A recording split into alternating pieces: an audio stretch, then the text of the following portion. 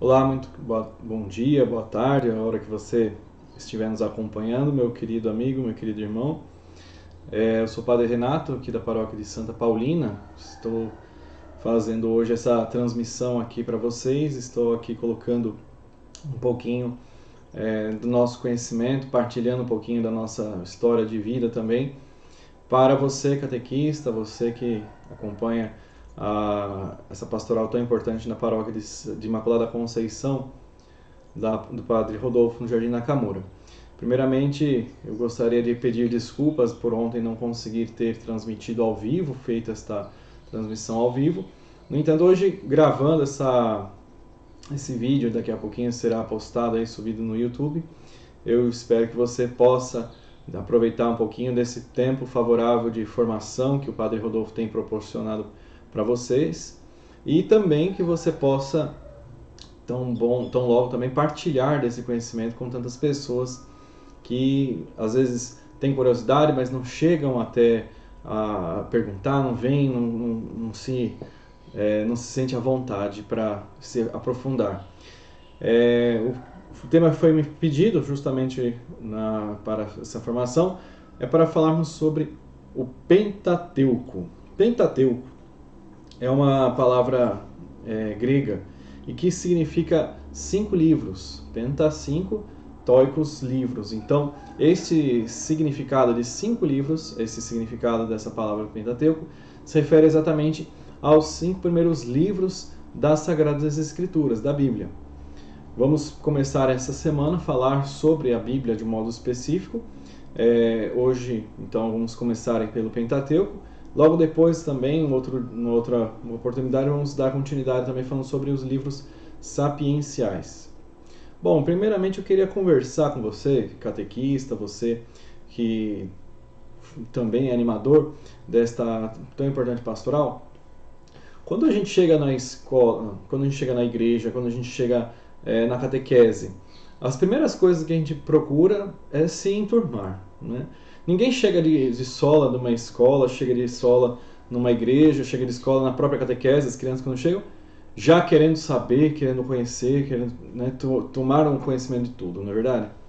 A gente procura primeiramente se enturmar, por quê? Para a gente saber que ambiente que nós estamos, quem são as pessoas que estão ao nosso redor, quem são os nossos possíveis futuros amigos e quem também são as pessoas que vão estar conosco, partilhar conosco o momento da nossa vida.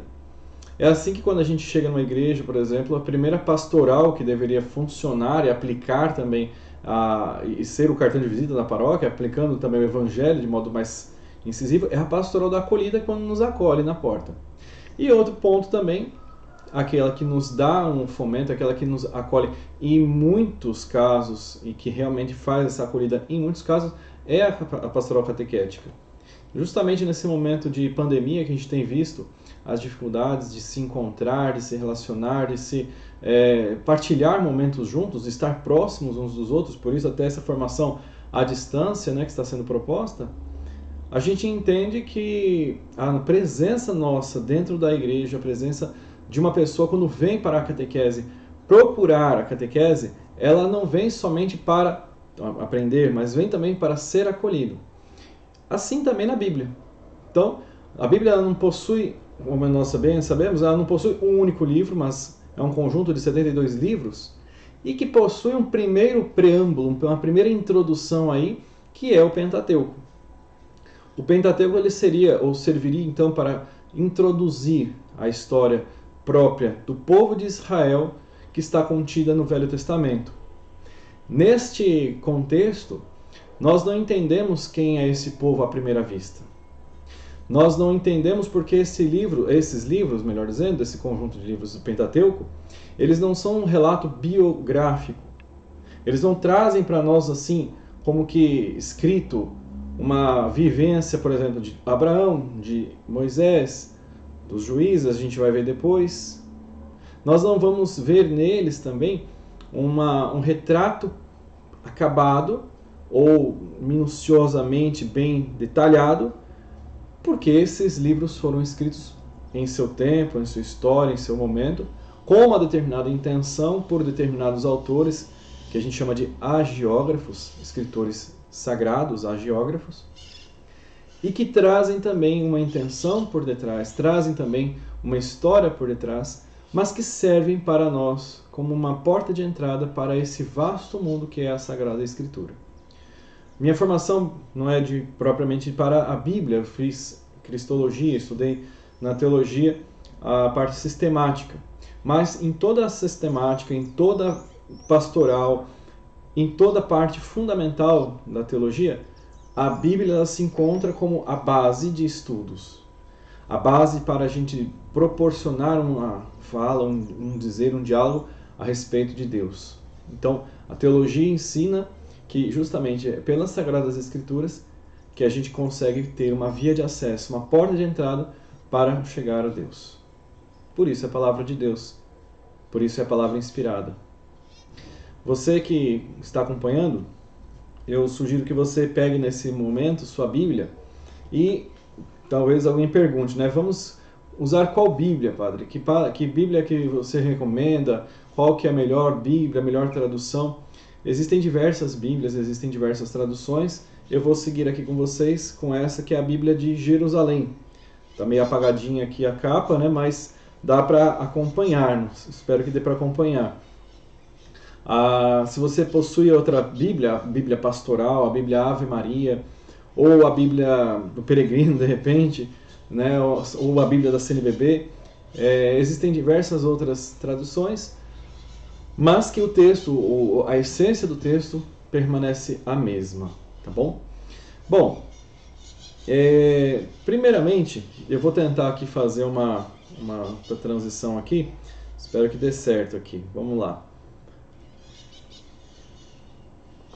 Eu gostaria de passar para vocês aqui, nesta primeira página, nessa primeira parte, alguns dados históricos aqui, para que a gente compreenda um pouquinho desse primeiro ponto aqui da Sagrada Escritura, que é o Pentateuco.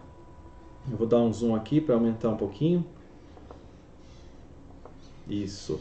Olhando aqui um pouquinho nesse quadro, minha gente, vocês podem perceber que a história de Israel, né, ela é uma história bastante longa, dividida em diversos períodos, em vários períodos, e aqui em alguns momentos específicos nós temos personagens que vão se destacar, que vocês como catequistas vão falar necessariamente para os seus catequizandos e vão tentar explicar também a eles, né? É o caso, por exemplo, aqui desse primeiro período da história, que nós chamamos de período tribal. Esse período compreende aproximadamente ao ano 1800 ao ano 1000 antes de Cristo. 1800 ao ano 1000 antes de Cristo. Esse ano 1000 antes de Cristo é onde começa a ser escritos ou a serem escritos, né, os primeiros relatos das Sagradas Escrituras, os primeiros pontos das Sagradas Escrituras. Conta-se que o primeiro relato que foi escrito, né, o primeiro texto mais antigo, é o capítulo 5 de Juízes, o Cântico de Débora. Pois é, você pode me falar, padre, mas o Pentateuco são os primeiros 5 livros. A gente aprende e ensina na catequese que o primeiro livro, ou melhor, o primeiro livro, né, é o livro de Gênesis. Então deveria ter sido o primeiro capítulo, né, o primeiro ponto a ser escrito, não seria o livro de Gênesis? Na verdade, não.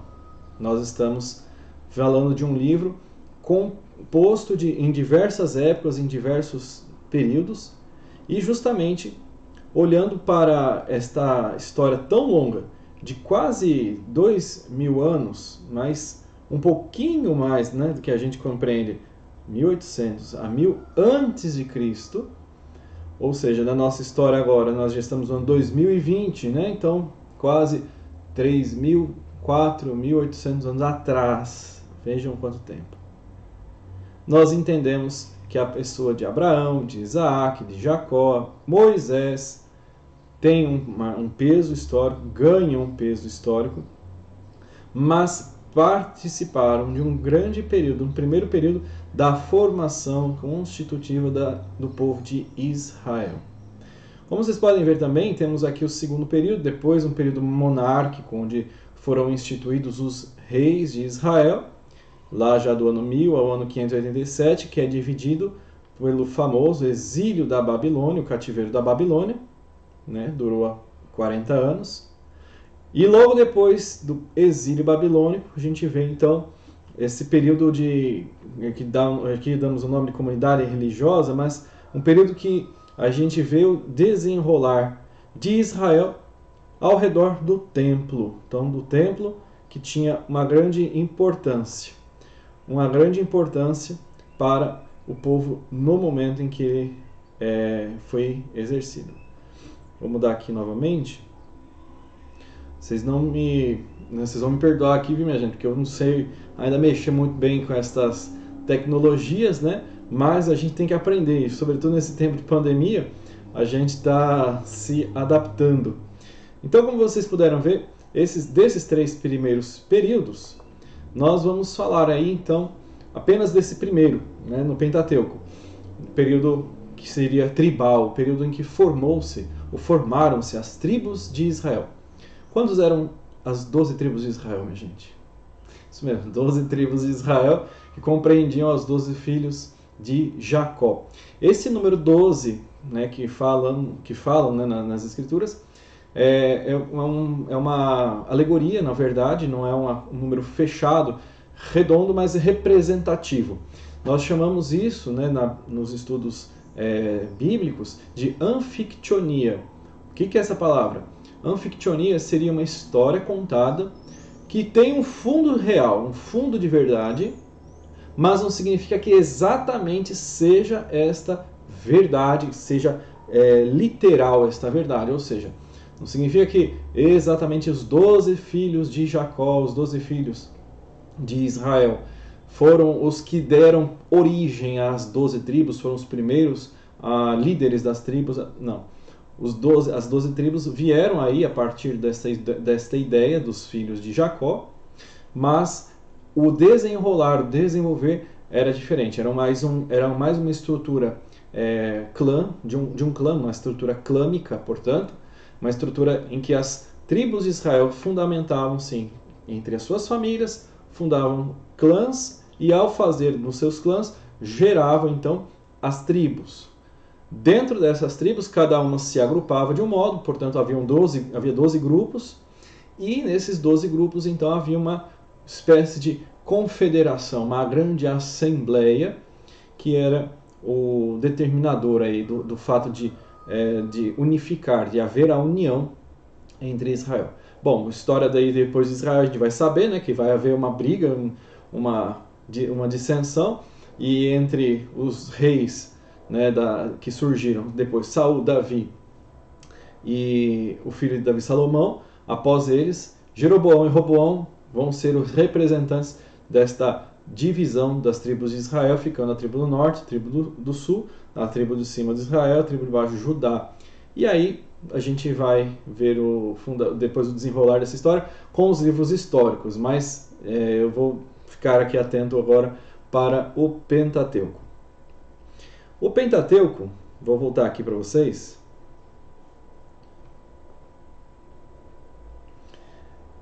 Como eu disse, ele tem essa origem, né, dessa palavra dos 5 primeiros livros. Nós chamamos os livros, nós damos os nomes aos livros, né, de Gênesis, Êxodo, Levítico, Números e Deuteronômio, né? Esses nomes, eles têm aí uma referência grega, não é uma referência latina para os nomes dos livros, né? Esses livros também, eles partem, né, dessa tradução grega, já uma vez reportando a primeira e principal tradução que nós católicos assumimos como principal, que é a tradução da Bíblia chamada Septuaginta, a tradução do Antigo Testamento chamada Septuaginta. Ela é diferente um pouquinho da tradução hebraica, né? Como vocês estão vendo aqui do ladinho, temos aqui alguns nomes em hebraico, uns nomes esquisitos aqui com uns caracteres esquisitos. Isso daqui é hebraico.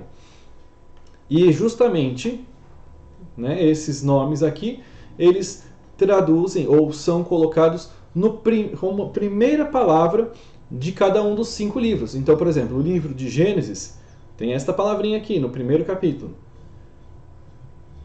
Nesse daqui, o livro de Êxodo, temos esta palavra.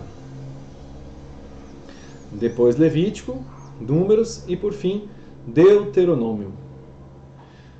O que significam essas palavras em grego aqui? Bom, primeiramente, o livro de Gênesis, a primeira palavra que nós temos seria, né, no princípio.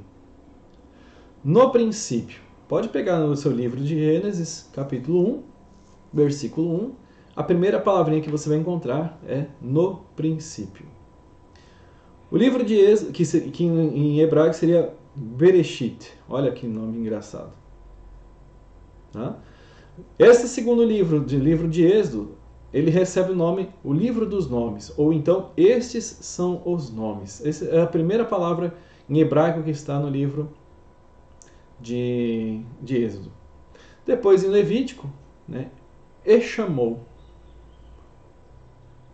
E no quarto livro, no livro de Números, temos aqui no deserto, Bamidbar. E por último,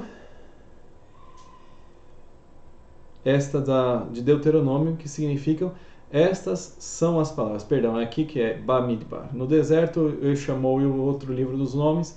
Eu não me recordo ainda a pronúncia, que já faz muito tempo que eu estudei isso. Eu não vou me lembrar de como que se pronuncia o hebraico, me perdoem.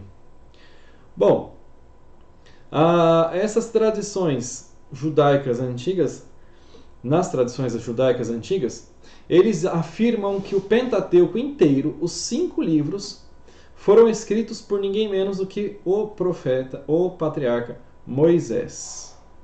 Isso mesmo, minha gente, Moisés. Você pode me dizer um pouquinho sobre Moisés? Se você contar um pouquinho, como você fala para os seus catequizandos, vocês vão dizer que Moisés foi o libertador do Egito, vocês vão me dizer que Moisés veio, né,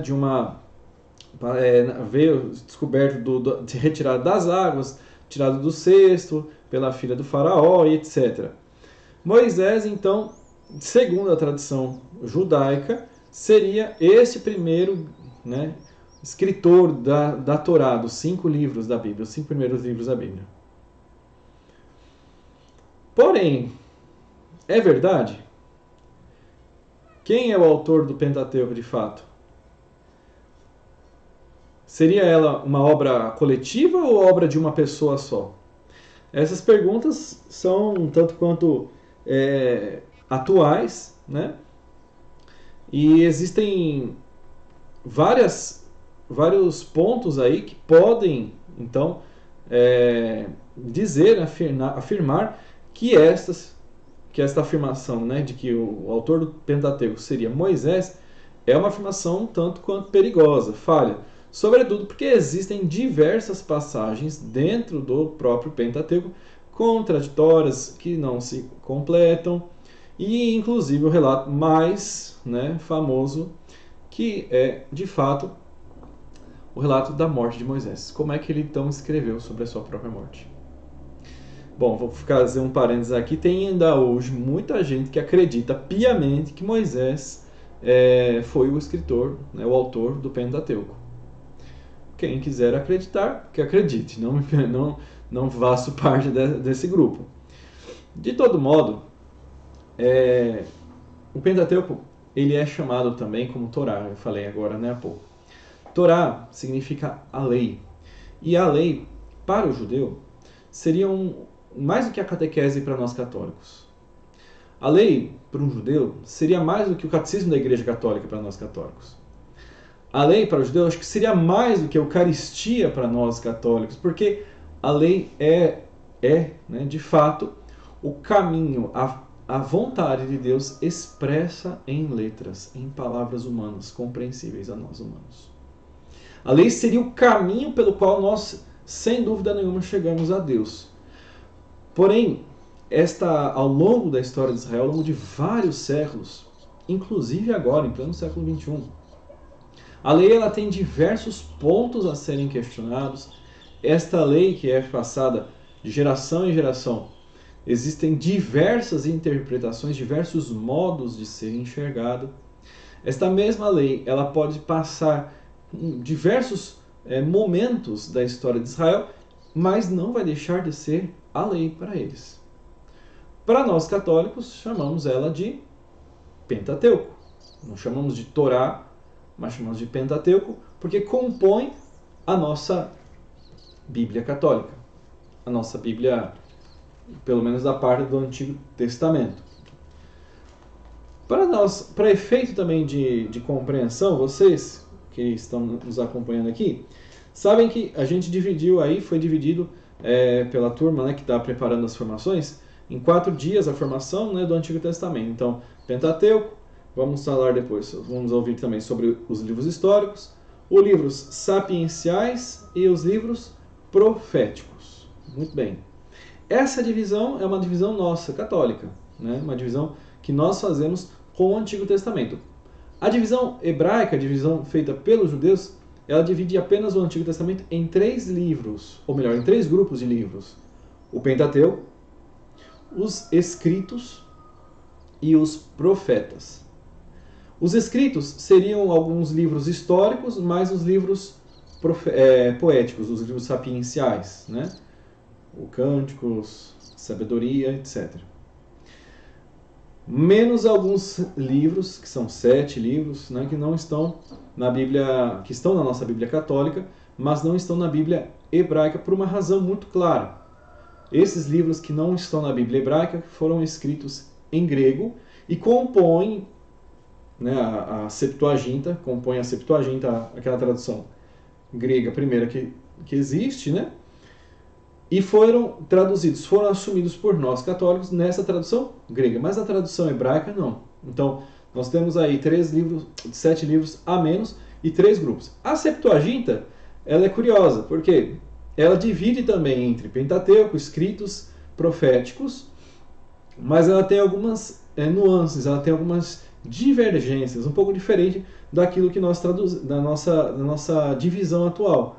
Alguns livros estão, ora como proféticos, outros estão como escritos, e assim também tem alguns livros que, por exemplo, o capítulo 13 de Daniel está num capítulo à parte, forma um livro à parte.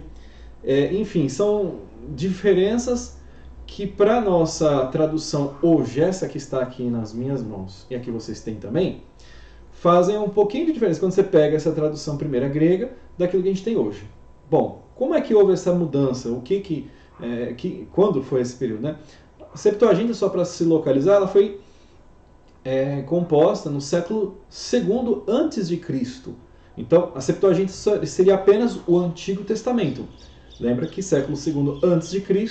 ainda não tinha Jesus Cristo, correto? Então, depois veio o Novo Testamento e aí sim juntaram-se as duas. Na Septuaginta ainda inclui a história, por exemplo, dos Macabeus, né? O povo Macabeu, lembra? 1º e 2º Macabeus, que são 2 livros que não tem na Bíblia hebraica, por exemplo. Tá? Justamente porque fala desse período dos Macabeus, dessa invasão, e foi escrito em grego. A tradução que nós temos aqui hoje, ela é uma tradução feita para o latim, por São Jerônimo, que chamamos de Vulgata. Foi feita no século VI depois de Cristo. Então, é uma tradução mais recente, e depois, séculos depois, foi feita uma reedição uma releitura desta tradução da Vulgata, que chama-se Neo-Vulgata, que é esta aproximada que a gente tem aqui hoje em mãos em português. Pois bem, falei mais do que devia aqui, mas vamos lá, minha gente. A gente tem bastante assunto para dizer e eu gostaria de vocês abrissem agora a sua palavra, para nós entrarmos um pouquinho nesse texto que é a palavra de Deus, a Escritura Sagrada. Abra em capítulo 1 de Gênesis. Vamos pegar o primeiro capítulo, vamos falar um pouquinho sobre a história da criação. Um detalhe bem interessante para você, catequista, o que vale muito a pena para você preparar as suas catequeses, para você preparar o seu ensino, o seu grupo, né, a sua formação, os seus encontros, é fazer a leitura desta introdução, né? a introdução aos livros proféticos, aos livros históricos, aos livros sapienciais, ao Pentateuco. Toda boa Bíblia, ela tem uma breve introdução. Faça a leitura dela, sempre é uma forma muito boa para você aprofundar-se. E geralmente também, se a Bíblia ela é um pouco mais completa, no caso da Jerusalém, ela possui também introdução a cada livro. Então, antes de cada livro, existe uma introdução breve ali a respeito dele para te contextualizar, tá bom? Bom, vamos lá pegar o seu livro de Gênesis, primeiro livro da Bíblia, primeiro capítulo. Eu vou passar aqui para vocês uma estrutura. Eu não vou fazer a leitura dele aqui agora, porque você estando em casa poderá fazê-lo bem melhor, tá bom? E depois você também pode pausar o vídeo, pode retornar. Essa é a vantagem de você, né, que está acompanhando aqui comigo, não precisar de ficar, não fazemos online. Então, essa é a vantagem do vídeo gravado. Você pode parar, voltar quantas vezes você quiser. Eu não vou falar de todos os livros do Pentateuco, né, de modo específico, mas eu gostaria de que você, ao pegar esse texto, recordasse de que todo o Pentateuco ele traz a ideia de uma criação, ela traz a ideia de um início. O Pentateuco, como eu disse, é a grande introdução da Bíblia.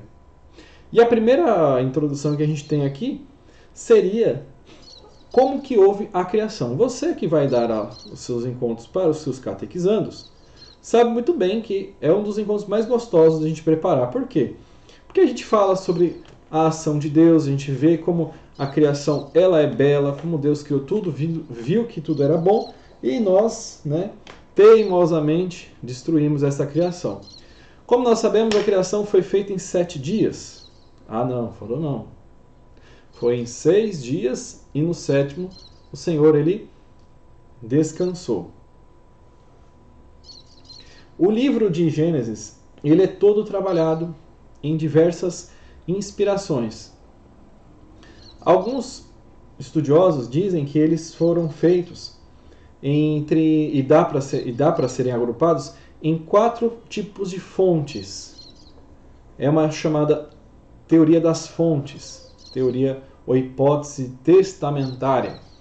Seriam essas 4 fontes: a fonte javista, a fonte eloísta, a fonte sacerdotal e a fonte deuteronomista. Cada uma dessas fontes, elas representam os interesses, traduzem exatamente o que pensavam cada um de cada grupo, que foram compostos. Os javistas, aqueles que professavam a fé em Deus Javé, principalmente eles eram do sul. A fonte eloísta, aqueles que professavam a fé em Deus como Elohim, e acreditavam que Deus ele era chamado de El Shaddai, El Elyon, Emmanuel, toda essa palavra que termina com El seria a figura de Deus. E é uma compreensão diferente do Deus Javé, da figura de Javé. Isso é um outro ponto que daria para falarmos também. E esses seriam do norte. Então teriam já uma divisão sobre Deus. Uma divisão sobre as visões de Deus, para melhor dizer, não ficar aí confuso. E também aí a fonte sacerdotal, própria daqueles que já compunham aí um cenário, tinham uma tarefa determinada para seguir a Deus e fazer com que aquilo que o povo de Deus chegasse a ele. Então já seriam aí certa liderança religiosa do povo de Israel. E a última deuteronomista refere-se justamente ao novo povo que, voltando do exílio babilônico, já tinha aí uma nova compreensão a respeito da palavra, da lei, e também tinham que dar uma repaginada. O Deuteronômio é o 2º livro, aliás, é o 5º livro do Pentateuco, o último livro, e também seria aí para nós como que o livro que é chamado, né, segunda lei, segundo nomos lei, né, isso no grego. Pois bem, minha gente, a sequência dos dias da criação, que eu gosto muito de falar, elas têm aí uma sequência lógica, né? De 7 pontos que a gente consegue dividir aí, vamos assim dizer, em 3 partes. Aqui, nessa primeira parte, ó, não sei se vocês estão conseguindo ver aqui a minha setinha, tá? Eu espero que sim. Nós temos no primeiro versículo a palavra, como eu disse, Bereshit, né? No princípio. No princípio Deus criou o quê? O céu e a terra. Bom, antes da criação, no princípio da criação, antes da criação, Deus já tinha criado algo, o céu e a terra. Mas espera aí, se o primeiro dia, o primeiro elemento que foi criado foi a luz, o que é que Deus tinha que ter criado antes o céu e a terra? Bom, essa primeira palavra aqui, quando a gente ouve, né, Deus criou o céu e a terra, parece que nós já aderimos aí a um ponto um tanto quanto contraditório, não é verdade, minha gente? Deixa eu mostrar aqui para vocês. Deixa eu falar aqui para vocês. Parece que Deus, ele antes de criar, já havia criado. E esta compreensão para o povo de Israel, sobretudo por essa tradição que a gente chama de sacerdotal, tem todo sentido. Logo nesse primeiro versículozinho, antes de Deus ter criado o mundo, a plantação, tudo, que o homem, Deus ele havia criado o céu e a terra. O princípio daquilo que havia criado já era Deus. E por isso que Deus ele é o princípio das coisas antes mesmo delas terem sido criadas. Existiria, precisaria de existir algo na compreensão judaica para que Deus pudesse dar continuidade a esse algo. Por isso Deus criou o céu e a terra. Ela não tinha nada, não tinha forma, estava vazia. Havia trevas, mas o sopro de Deus estava lá, agitando essas águas.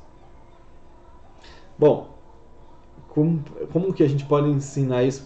Se para os catequistas é difícil, imagine para as crianças isso. E as crianças de hoje não têm mais essa mesma ingenuidade, não se sentem assim acuadas em perguntar, ou até mesmo em duvidar. Mas por que Deus criou? Que Deus é esse que cria? E ele cria para quê? Bom, esta criação, a qual a gente se refere aqui no livro de Gênesis, ela traz para nós uma visão de um Deus que ao mesmo tempo ele se preocupa com o homem, já se preocupa com o futuro, também traduz de um homem que se preocupa com esse Deus. Ele vem em busca da sua origem, ele quer saber de onde ele vem. Por isso que Deus criou o céu e a terra. Por isso que Deus ele teve um primeiro passo para sair do seu isolamento e chegar a ver algo além dele.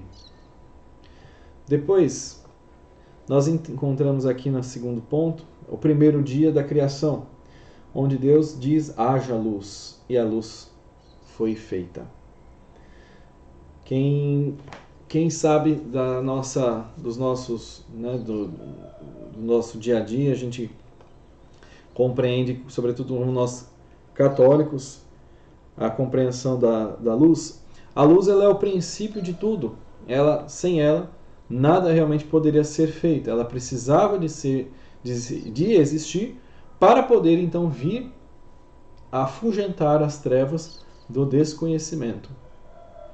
No segundo dia da criação, aquilo que já existia, que eram as águas, são separadas da terra, e assim forma-se o firmamento, que Deus chama de céu.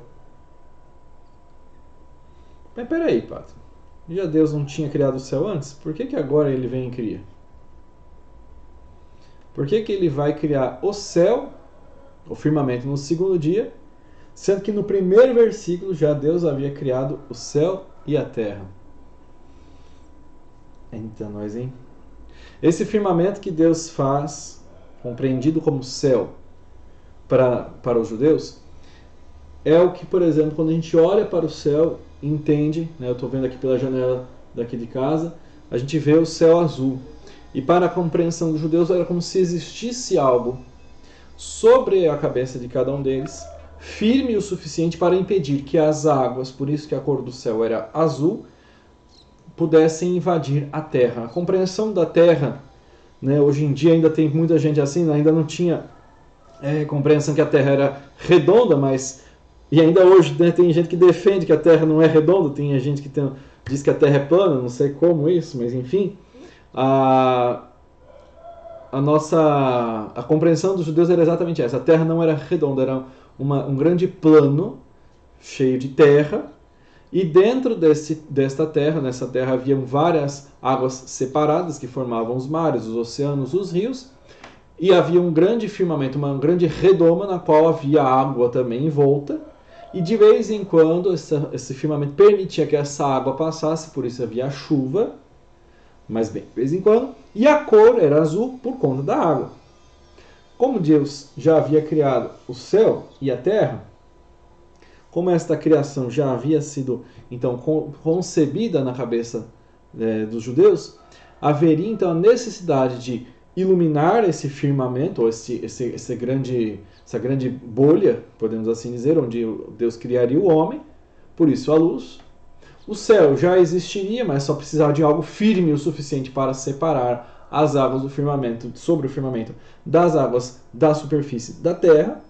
E por isso que então nesse segundo dia, no primeiro dia se faz a luz para clarear tudo, faz o segundo dia o firmamento ao qual então é chamado céu, e aí então há essa divisão entre as águas do céu e as águas da terra, que vai ser também no terceiro dia isso, que vai acontecer exatamente isso no terceiro dia, que as águas que estão sobre o céu se reúnam num só lugar e que apareça o continente. E assim fez.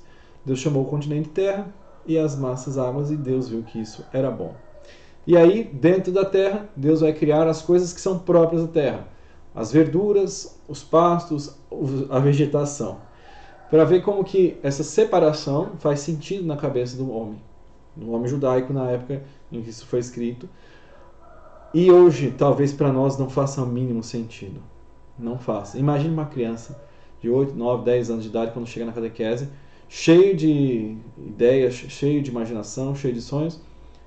Para elas é muito mais, talvez simples a gente explicar, mas os questionamentos para você, catequista, não sejam tanto fáceis de responder, justamente porque você, como catequista, você, como cristão, já tem uma nova compreensão, já está num novo contexto, mas a gente precisa ir lá ao fundo e vasculhar. Lá no século X a.C., como que o povo judeu entendia o que era a terra, o que era a criação, o que era Deus, para poder então falar para eles isso. Fica claro? Bom, a gente já falou de 3 dias aqui, né? O primeiro, o segundo, o terceiro. Vamos ao quarto, quinto, o sexto, o sétimo, e assim a gente termina a criação. Bom, no quarto dia, nós temos aqui o dia em que Deus faz os grandes luzeiros, o sol e a lua, para ditar o ritmo entre dia e noite. O sol e a lua, eles eram como que eram sinais que alternavam entre o povo, para o povo, o que seria dia ou o que seria noite, ou seja, o que determinaria o tempo. O sol e a lua, eles se alternariam num ritmo frenético aí, e aí a gente pode entender como que no momento, em vários momentos, aliás, né, a gente vê o problema, como que o sol ele para, como que, né, como a gente viu na batalha com Samuel, a gente vê também como o povo de Israel entende a importância da lua, que surge para marcar também festas judaicas, e a gente vê como que eles alternam entre o clarear e o escurecer, fazendo com que a luz que havia sido criada no primeiro dia, não fosse uma luz incontrolável, né, uma coisa descontrolada, mas tivesse um ritmo. O quinto dia e o sexto dia é onde Deus faz os seres vivos, né? E aí a gente vê que no ritmo, né, que Deus faz. Primeiro ele faz os animais, as aves, os peixes, dizendo para que cada um submeta essa criação, e faz por último o homem, para que o homem e a mulher, no caso, né, para que o homem pudesse então dominar essa criação e ao mesmo tempo também se multiplicar. E assim foram concluídos. Aqui a gente vê nesta terceira parte o último dia, que é o sábado. E o finalzinho, que é o mais interessante, é essa história do céu e da terra quando foram criados. Ou seja, falou, e no fim da vida, e no fim da história, ele termina, né, o autor termina aqui colocando, bom, a história da criação, o céu e a terra foi assim. Pô, mas Deus criou o céu e a terra? Já havia criado? Já foi depois? Como que a gente divide essas três partes nesse diálogo da criação? Bom, primeiramente, como a gente colocou aqui, os três primeiros dias, eles se referem a toda uma parte estrutural. O quinto, sexto dia se referem a uma parte de continuação desta criação, ou seja, criar os animais, os peixes, as aves, o homem, a mulher. Então, eles vão continuar esta criação, vão dar continuidade a essa criação pela reprodução. O sétimo dia é o dia do descanso, um dia em que Deus ele tira para descansar, ele tira para mostrar ao homem que também é necessário o repouso para aproveitar toda a obra da sua criação, todo o seu trabalho. O homem não foi feito para trabalhar somente, mas nesse meio de trabalho ele também pode usufruir, ele tem o direito de usufruir aquilo que ele faz. Sem contar também que o sábado vai ser um dia sagrado para os judeus, né, o Shabat. Agora, o dia mais importante dessa semana toda da criação é um específico. E não é o dia em que foi criado o homem e a mulher. O dia mais importante da criação é o quarto dia. Como nós vimos aí, cada dia Deus cria uma coisa, e a gente ligando um dia ao outro, dá para se configurar, dá para se fazer uma estrutura que nós chamamos de estrutura quiástica, um quiasmo, que significa um X, como se fosse um X. Você ligar o primeiro dia ao sétimo, segundo dia ao sexto, terceiro dia ao quinto, vai lhe sobrar o quarto dia no meio de toda a história da criação, de todo o elenco da criação, para compreender que no momento que Deus cria a luz, automaticamente ele se refere também ao sábado como um desdobrar da compreensão de razão como luz e repouso do corpo. Quando Deus ele cria também o firmamento, o céu, ele separa as coisas e ele cria nesse firmamento aí uma ordem própria da criação.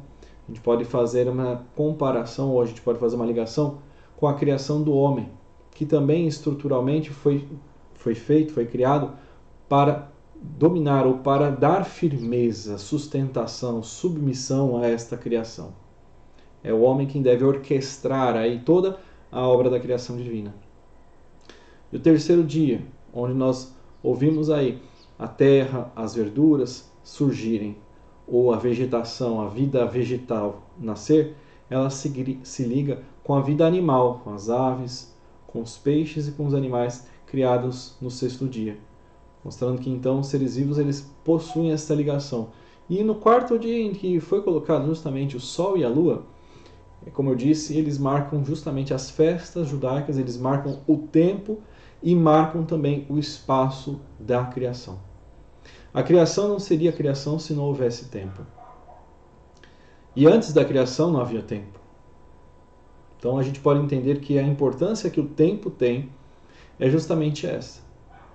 De que o tempo marca toda a história, o início da história. E mostra também para nós que o tempo é criatura de Deus também. O tempo é criado.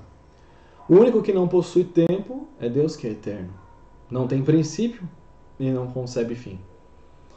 Nós entendemos isso dentro da nossa dimensão cristã de um modo muito mais lindo, mais bonito, pela vida eterna e, sobretudo, pela ressurreição de Cristo, que fez aí um buraco no espaço, no tempo, para esperar que nós também, no dia da nossa ressurreição, sejamos plenamente com Deus tudo em todos. E quanto a isso, a gente vê, né, no nosso dia a dia, quando as coisas passam ou ocupam o nosso tempo, a gente tem diversas coisas aí que fazem de nós usuários do tempo, mas nem sempre a gente consegue entender a importância que esse tempo tem. Você que está acompanhando aqui, você que, né, está prestando atenção, dando um pouco do seu tempo, ou fornecendo o seu tempo também para a catequese, nem sempre a gente consegue entender ou ver a importância que isso tem para cada um de nós. Mas tem. Deus ele preparou e fez um tempo todo favorável para que cada um possa usufruir, possa desfrutar desse tempo enquanto nós estamos vivos, enquanto nós temos vida.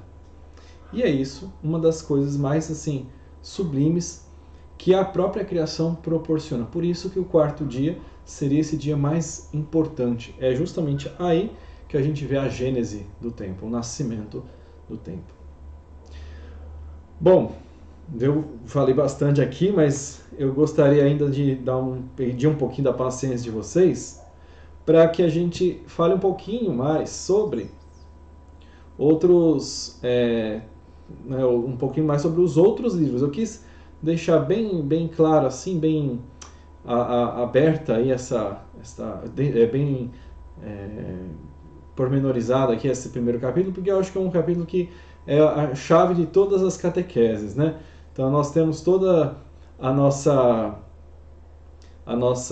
catequese baseada no livro de Gênesis, todo mundo faz menção a eles e etc. Você, catequista, já deve ter preparado trocentas vezes a mesma formação, mas todas as vezes você dá com muito carinho, ensinando para as crianças na catequese a história da criação. Espero que tenha te ajudado de alguma maneira.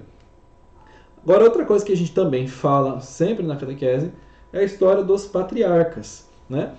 Nós temos aí, né, já no capítulo 12 de Gênesis, eu vou pular aí a história de Noé, né, todas as outras histórias que a gente possui aí, para a gente chegar aqui um pouquinho mais rapidamente nesses patriarcas. Os patriarcas, eles foram então para o povo de Israel os grandes inspiradores, né? Narra a história de uma família ao longo de gerações, né? 3 gerações especificamente, Abraão, Isaac e Jacó, no horizonte muito restrito. Ainda em Israel não existia, Israel ainda não existia na época desses patriarcas, ok? Ou seja, não havia o povo de Israel como tal no momento dos patriarcas. O primeiro grande patriarca que nós conhecemos, a história, né, de Abraão. Bom, onde surgiram os patriarcas, né? Abraão, a gente sabe muito bem que ele surge num lugar chamado Mesopotâmia, né, entre o Império Babilônico e o Império Egípcio. Nós sabemos que eles surgiram ali num lugar, num vale chamado Crescente Fértil, que era justamente nesta Mesopotâmia ali, onde a gente tinha o famoso rio Eufrates, e no Império Egípcio a gente tinha o grande rio Nilo, como que um lugar em que variava de temperatura, divergia de temperatura de todo o Oriente Médio, e lá havia também uma grande disputa entre impérios, né, para a detenção daquele lugar. Por isso que o grande, né, a Transjordânia, todo lugar onde Israel viveu, era chamado de Terra Prometida. Era uma terra um tanto quanto um tanto quanto disputada, um tanto quanto diferenciada. Era uma terra boa. Quem eram os patriarcas? Os patriarcas. Na Bíblia a gente fala que os patriarcas são chefes de clãs e também, segundo o relato bíblico, eles não viviam numa morada fixa, mas em acampamentos, eram nômades. Geralmente eram criadores de gados, agricultores, ferreiros também, cultivadores de vinhas, né, viticultores. Os patriarcas também tinham como economia de sobrevivência os frutos da terra e possuíam também o hábito da caça, né? Os patriarcas representam um grupo que tem relação muito autônoma diante dos outros povos.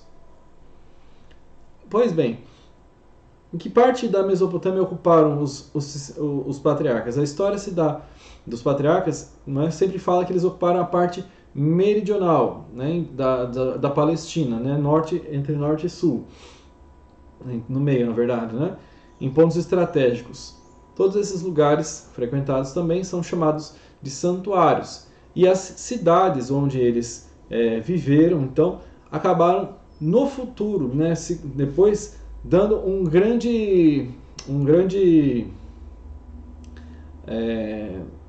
dando grandes disputas, né, com o poder religioso na época, né, o poder do templo. Siquém, Sucot, Betel, Bersabé, Hebron, Mamré, Manaim, e aí por aí adiante. Os patriarcas, eles tiveram também uma importância, importância literária, sobretudo porque nas narrativas sobre eles não se tem elementos biográficos, né, nem historiográficos.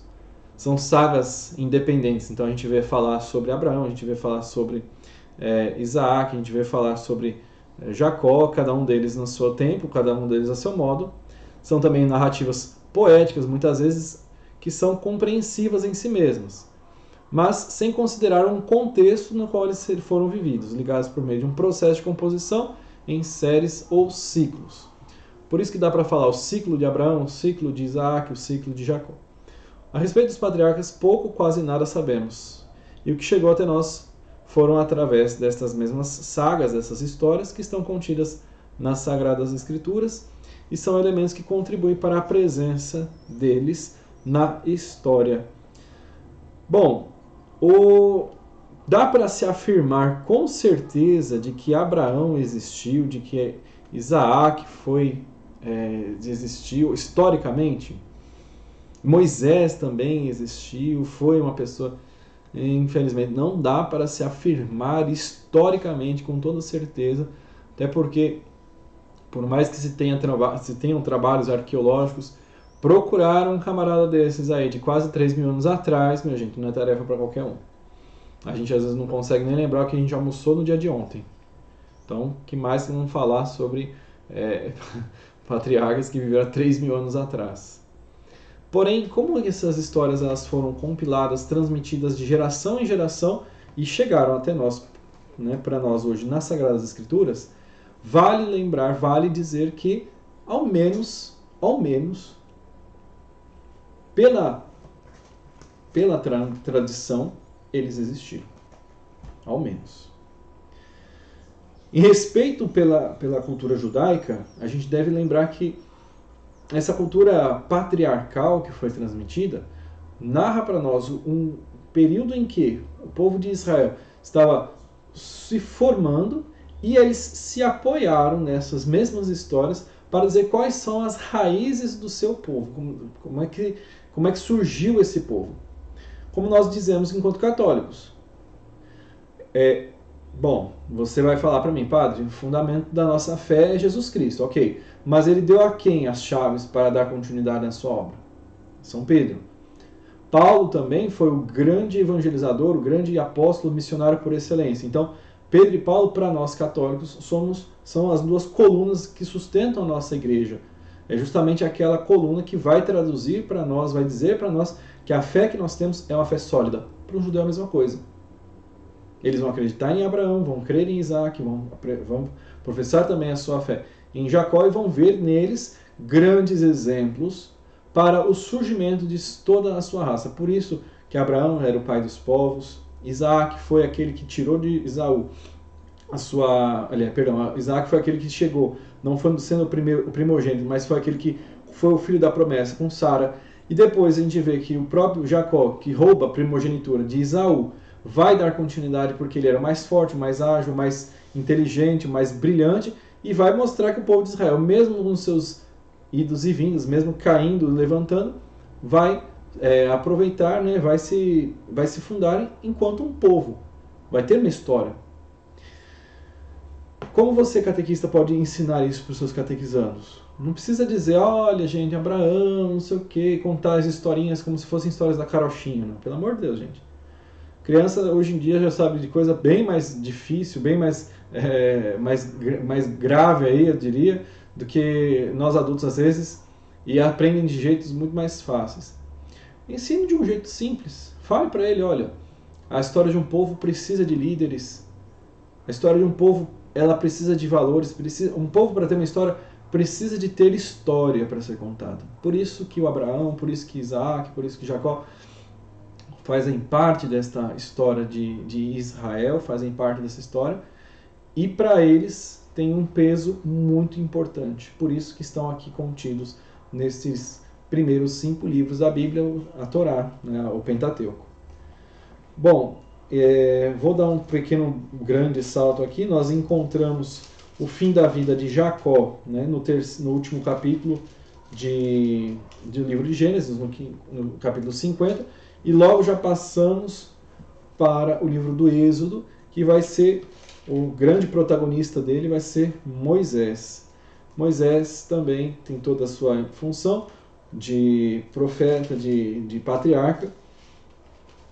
Na compreensão judaica, Moisés foi não só um patriarca, mas foi também já uma prefiguração do Messias. Então, Moisés ele tem aí toda uma importância, né, por detrás, sobretudo na questão da libertação no povo de Israel no Egito. Então, toda a forma como eles vão parar no Egito, como o povo de Israel sai do Egito, como eles vão caminhar no deserto.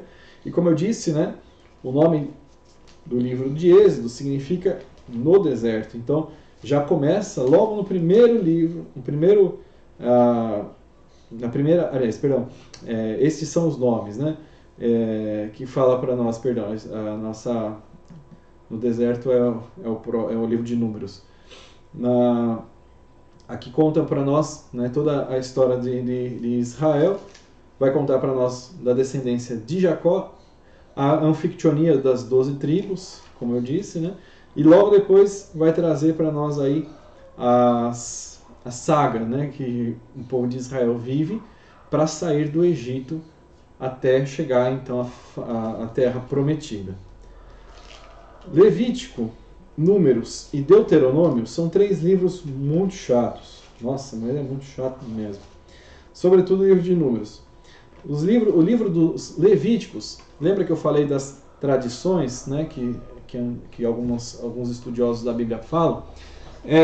Basicamente a tradição do livro de Levítico é uma tradição sacerdotal, ou seja, é um livro escrito por sacerdotes para falar sobre sacerdócio.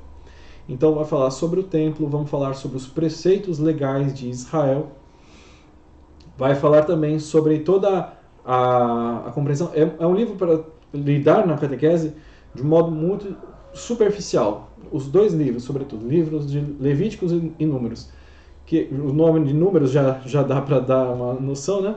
É justamente contar quantos passos tinham, quantos côvados tinham, qual era a medida do templo, o quanto tempo tinha que fazer, como que eram as festas judaicas tinham que acontecer em tais períodos.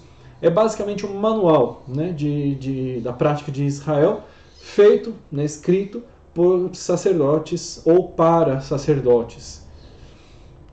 E como ensinava o povo também a como cultuar a Deus. Então, é um livro importante? Traz carrega uma tradição muito grande, sim. Mas, ao mesmo tempo, é um livro muito chato, vou falar bem a verdade. Se você começa a ler a Bíblia, você fala para mim, padre, eu quero ler a Bíblia inteira. E você fala, vou ler de Gênesis a Apocalipse. Olha, meu filho, se você passar de Levítico e Números, meus parabéns, você conseguiu. Aí você vai até o fim.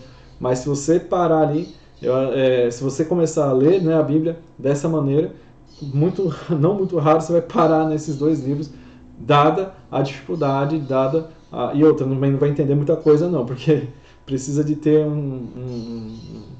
pelo menos um comentário, pelo menos algum outro comentador que esteja do seu lado para dizer e explicar, né, o que é um côvado, quantos pés, o que é um efode, como que se mediam o tempo, né, na época nos judeus, enfim. É um livro de detalhes. E o último livro, que é o livro de Deuteronômio, traz para nós aí uma compreensão da segunda lei. Por que ele é chamado de segunda lei? Então, quando o povo de Israel eles vão para o exílio babilônico, no retorno do exílio, o povo de Israel estava, né, isso em 587, o povo estava completamente desolado e precisava de uma base, né, de algo que desse sustentação, falasse, por que eu ainda devo acreditar em Deus? Por que Deus é o Deus da promessa? Se eu não tenho nada, né, a acreditar, se eu não posso... se tudo aquilo que ele havia prometido foi descumprido nesses últimos anos.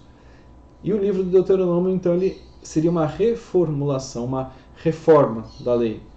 O livro do Deuteronômio também, junto do livro de Êxodo, eles trazem, né, aquilo que a gente ensina de mais prático para as crianças, que são os 10 mandamentos. No Êxodo está uma maneira muito mais sucinta, o livro do Deuteronômio explicita muito mais.